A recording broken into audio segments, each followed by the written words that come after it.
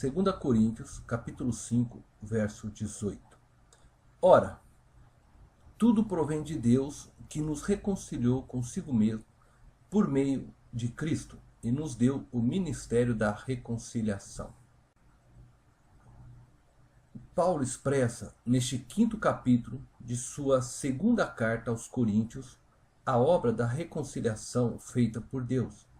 O apóstolo deixa bem claro que tudo provém de Deus. Ele se refere à obra da salvação, onde Deus faz do ser humano uma nova criatura. Dentro dessa ideia de nova criatura, nasce na visão de Paulo um novo relacionamento entre Deus e os homens. Este novo relacionamento surge mediante a obra de Jesus Cristo. O apóstolo está preocupado em deixar claro que essa reconciliação entre Deus e os homens é obra da maravilhosa graça de Deus, dada a nós, quando Deus tomou a iniciativa de, em Cristo Jesus, remover todas as barreiras que impediam nossa aproximação. A palavra reconciliou, ela está no auristo, no original, o que indica que a reconciliação já se deu. Deus já derrubou, destruiu todas as muralhas que nos impediam de chegar até Ele.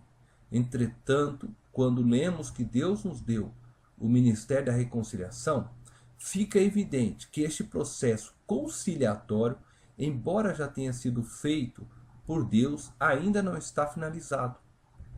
Por isso encontramos Paulo dizendo que Deus nos confiou a palavra da reconciliação. Deus, ele já efetuou a reconciliação em Cristo Jesus. É necessário que anunciemos esta verdade, a fim de que todos possam desfrutar desta reconciliação. Todo aquele que já experimentou a reconciliação, ele se torna um mensageiro dessa reconciliação. Meu objetivo é apenas aqui analisar as implicações deste ministério da reconciliação para as nossas vidas e qual é a abrangência desta reconciliação.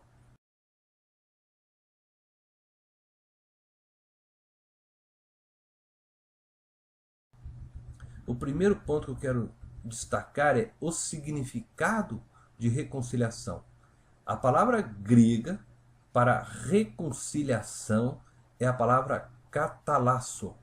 Reconciliação é o ato ou o efeito de reconciliar, restabelecer uma amizade que fora quebrada, restabelecer a paz. Através destas palavras, fica evidente que reconciliação significa harmonizar novamente, isto é, conciliar novamente. Só existe reconciliação onde houver uma quebra dessa harmonia, onde algo causou rompimento entre duas partes, de forma que uma se tornou hostil à outra. Acredito que não há dificuldade para ninguém entender que quem quebrou este relacionamento foi o homem. O livro de Gênesis nos relata sobre a queda do homem, sua rebelião a Deus. Quando o homem e a mulher caíram na tentação de serem como Deus, eles quebraram a harmonia que havia entre eles e Deus. O pecado é a causa da alienação do homem de Deus. Paulo, ao falar da reconciliação, sempre deixa claro que Deus é o sujeito da reconciliação e o homem, ou o mundo, é o objeto dessa reconciliação.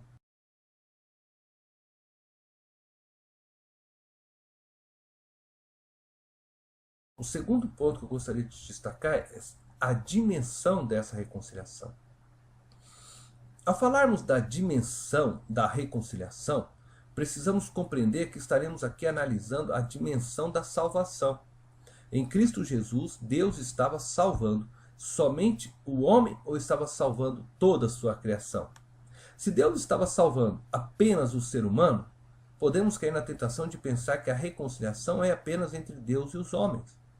Entretanto, se pensarmos que a salvação de Cristo Jesus tem por finalidade alcançar toda a criação, então podemos dizer que a reconciliação não é apenas entre os homens e Deus, mas entre Deus e toda a sua criação. A narração da queda do ser humano nos mostra algumas consequências para toda a criação. Em primeiro lugar, o ser humano passou a viver em desarmonia consigo mesmo. O ser humano não aceitou sua finitude, o que lhe causou um desejo de ser como Deus. A primeira consequência de nossa própria desarmonia é que passamos a ter medo de mostrar nossa nudez, a nossa alma. Todos temos medo de sermos vistos nus. Temos medo de que nossos pensamentos possam ser ouvidos. Na verdade, nos escondemos de Deus porque, no fundo, sabemos que somos podres demais por dentro. Falhamos demais quando nos comparamos com outros. Fracos demais diante de Deus e todo o seu poder. Temos dificuldade de nos despir diante de Deus e de nos deixar ser vistos por Ele. Por isso nos escondemos a vida toda de Deus, como Adão. Contudo, Deus está te chamando. Deus quer ter um relacionamento com você e quer te revestir com vestes novas, com um novo corpo incorruptível. Bom, em segundo lugar, o homem passou a viver em desarmonia com o mundo espiritual. Gênesis capítulo 3, verso 15, verso 23 e 24. Uma vez que o ser humano se rebelou contra Deus, não aceitando a sua natureza finita, ele criou uma relação desarmoniosa com Deus e com as demais criaturas espirituais. Bom, em terceiro lugar, a sua inconformidade em ser uma criatura o colocou em desarmonia com a terra também. Gênesis 3, verso 17 e 19. A humanidade ela perdeu os benefícios que a terra lhe produzia prazerosamente e passa então a ter que trabalhar duramente para poder sobreviver. A queda causou uma desarmonia cosmológica, isto é, atingiu toda a estrutura criada, danificou toda a relação da natureza, criando uma nova estrutura de relação do cosmos. Portanto, uma reconciliação entre Deus e os homens somente seria insuficiente para harmonizar o cosmos. A dimensão da reconciliação, ela alcança o cosmos.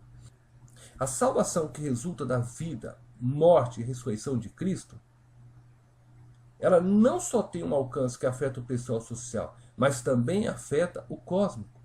Devemos cuidar neste ponto para não enveredarmos por caminhos perigosos. Não estamos dizendo que todos serão salvos.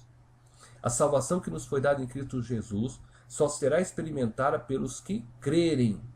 Quando dizemos que toda a criação, toda a terra, ou todo o cosmos aguarda os benefícios desta reconciliação, devemos compreender que estamos falando da relação harmônica que existia antes da queda do homem.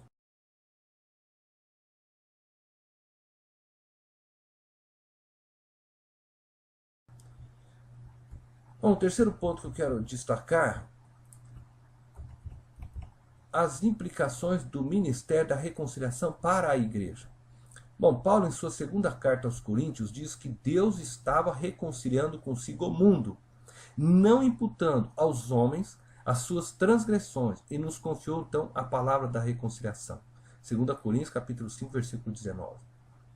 A partir da reconciliação de Deus com o mundo, iremos analisar então as implicações do ministério da reconciliação para a igreja.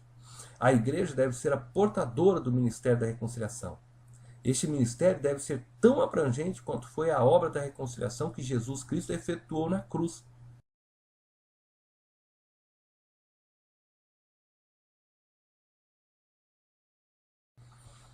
Então, em primeiro lugar, a igreja deve levar os seres humanos a se reconciliarem com Deus. O pecado criou uma relação de desarmonia entre Deus e os homens.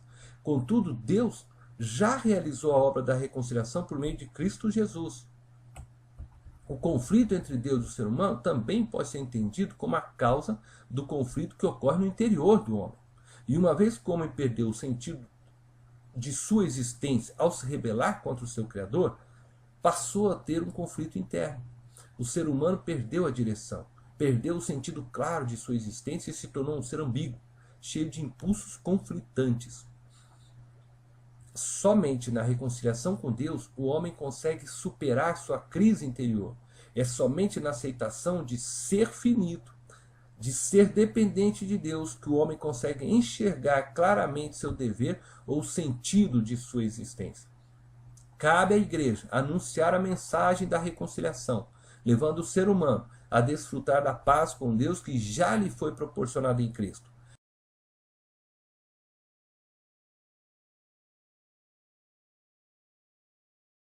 Segundo ponto é que a igreja deve levar a humanidade a se reconciliar com o mundo criado.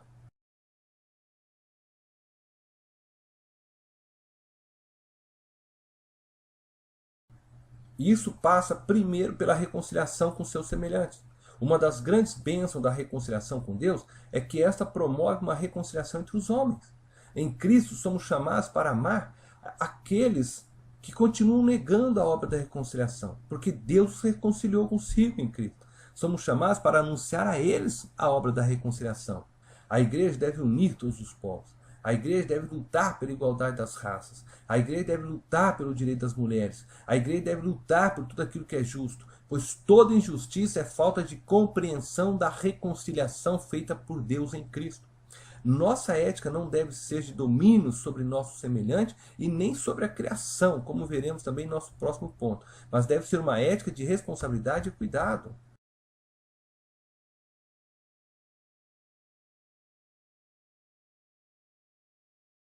A reconciliação que a igreja prega envolve também reconciliação com toda a natureza. Uma visão incorreta do ser humano quanto ao seu lugar na criação pode ser comprometedora tanto para ele como para a criação inteira. E essas palavras de Arzemiro Hoffmann nos chamam a atenção para o grande perigo de uma má compreensão da teologia da criação. Deus criou o ser humano como parte integrante de toda a criação. O ser humano recebeu uma tarefa especial, contudo o ser humano não se tornou parte separada da criação, por ter recebido a tarefa de cuidar do jardim. O dever de cuidar e guardar o jardim foram dados à igreja e aos cristãos, por mandato do Criador. Esta é uma tarefa ecológica intransferível. Entretanto, o pecado tem feito com que essa tarefa ecológica não seja cumprida pelo ser humano.